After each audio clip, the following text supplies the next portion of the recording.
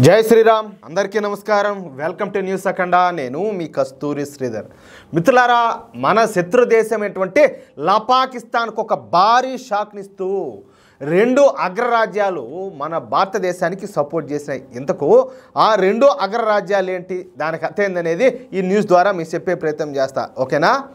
భారతదేశానికి రెండు అగ్రరాజ్యాలు పూర్తి స్థాయిలో మద్దతునైతే ప్రకటించినాయి.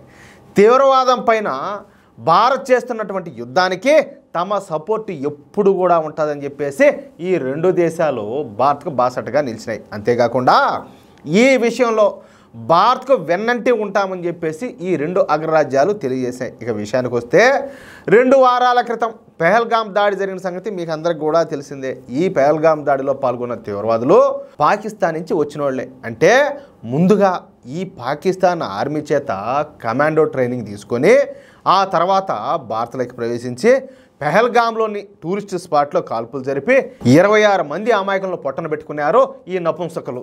సరే, ఈ దాడి చేయించింది ఖచ్చితంగా పాకిస్తానే. స్వయంగా పాకిస్తాన్ ఆర్మీ చీఫ్ అయినటువంటి ఆసిమ్ మునీరే ఈ ఘాతకానికి అంతటా కూడా ఒడిగట్టాడు. ఓకేనా?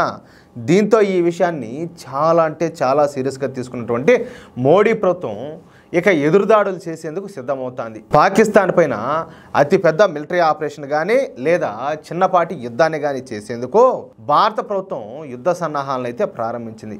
అన్ని మిలిటరీ స్థావరాలలో హై అలర్ట్ ప్రకటించారు. ఇక అన్ని ఆయుధ వ్యవస్థలను ఈ పాకిస్తాన్ సరిహద్దుల మీదకైతే తరలిస్తారు. అంటే పాకిస్తాన్ పైన దాడి చేయడం ఖాయం అన్నమాట. దాంట్లో మాత్రం ఎటువంటి డౌట్ కూడా లే. ఇక ఈ విషయంలో ఇప్పటికే మనకు అమెరికా, ఇజ్రాయెల్, ఇటలీ, ఫ్రాన్స్ దేశాలు బాసటగా నిలిచినాయి. తీవ్రవాదం పైన భారత్ తీసుకునేటటువంటి చర్యలన్నింటికీ తమ మద్దతు అయితే ఉంటుందని చెప్పేసి ఈ 4 దేశాలు ఇప్పటికే తెలియజేశాయి. అయితే మన మిత్రదేశమైనటువంటి రష్యా ఈ దాడిని ఖండించింది. కానీ తీవ్రవాదం పైన భారత్ తీసుకునే చర్యలకు తాము అండగా ఉంటామని చెప్పేసి రష్యా అయితే ప్రకటించాల. ఈ విషయం భారత్కు కొంత ఆవేదన అయితే కలిగించింది. ఎందుకంటే దానికి కారణం కూడా ఉండదు, చెప్తా మీకు.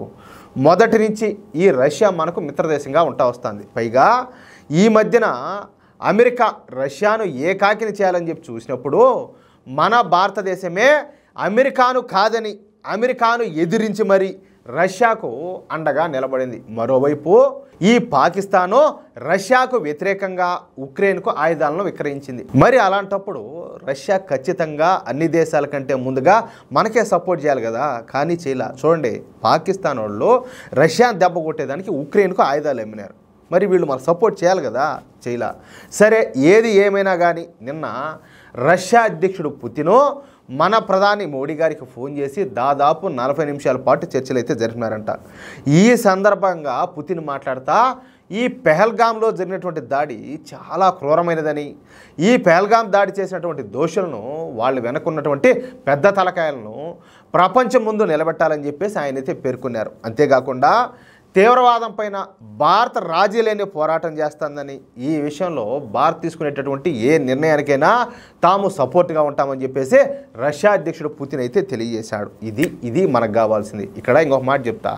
సరే, కొంచెం ఆలస్యంగానైనా స్పందించారు, సంతోషమే. కానీ మీకు గుర్తుందో లేదో, టర్కీలో మొన్న ఈ మధ్యన ఒకసారి భూకంపం వచ్చింది. సర్వనాశనం అయిపోయింది, గొల్లగొల్ల అయిపోయింది. కానీ ప్రపంచంలో ఏ దేశం కూడా స్పందించకముందే మన భారతదేశం స్పందించి వాళ్లకు మెడిసిన్స్ కావచ్చు, కావాల్సినవన్నీ కూడా మన భారత్ నుంచి అక్కడికి పంపించారు ఎన్డీఆర్ఎఫ్ బృందాల ద్వారా. గుర్తుందా మీకు?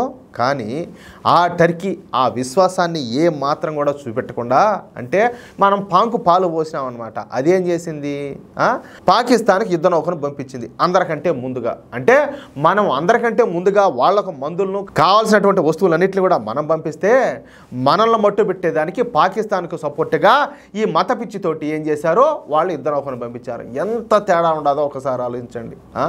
ముందు మనం అనుకుంటున్నాం మంది అతి మంచితనం, 100% ఓపెన్గా ఖచ్చితంగా చెప్పాలంటే మందే అతి మంచితనం. ఈ మంచితనాన్ని మడిసాడు ఏడన్నా పెట్టుకోవాలి. ఇది పనికిరాదు అందరి విషయంలోనూ, అన్ని వేళలా ఇది పనికిరాదు. అది పామని చెప్పి దానికి ఎందుకు పాలు పోయడము? ఈరోజు వాళ్ళు ఏం చేశారు? పాకిస్తాన్కి యుద్ధ నౌకను పంపించారు. ఏదే మనకు వ్యతిరేకంగా. మరి మనం వాళ్ళకి మంచి చేసి ఏం ప్రయోజనం? ఎవరి దగ్గర మనం మంచి కావాలా? ఎవరి దగ్గర మంచి అనిపించుకోవాలా? ఈ కాలం కొద్దీ మంచిని అసలు ఎవరు చూస్తున్నాడు? ఎవరు చూస్తున్నారంటాలే. అమెరికాను కాదని చెప్పేసి రష్యాకే మనం సపోర్ట్ చేసినాం. ఆంక్షలన్నీ అన్నిటిని కూడా పక్కన పెట్టి వాటిని కాలదన్ని రష్యా నుంచి మనం ఆయిల్ను కొనుగోలు చేసినాం. సరే, ఇన్నాళ్ళకైనా వాళ్ళు స్పందించారు, సంతోషం.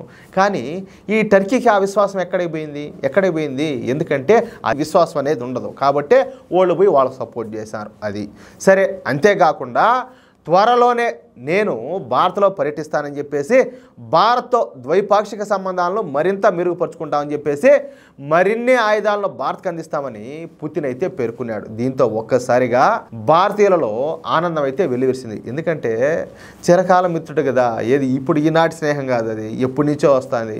వాళ్ళు కష్టాల్లో ఉన్నప్పుడు మనం అండగా నిలబడినాము, మనం కష్టాల్లో ఉన్నప్పుడు వాళ్ళు కూడా అండగా నిలబడాలి కదా. ఆ మిత్రధర్మం అయితే పాటించాలి కదా. సరే, ఎట్టకేలకైతే ముందుకు వచ్చారు, సంతోషం. ఇకపోతే మరొక అగ్రరాజ్యం అయినటువంటి జపాన్ కూడా భారత్కు అండగా నిలబడింది.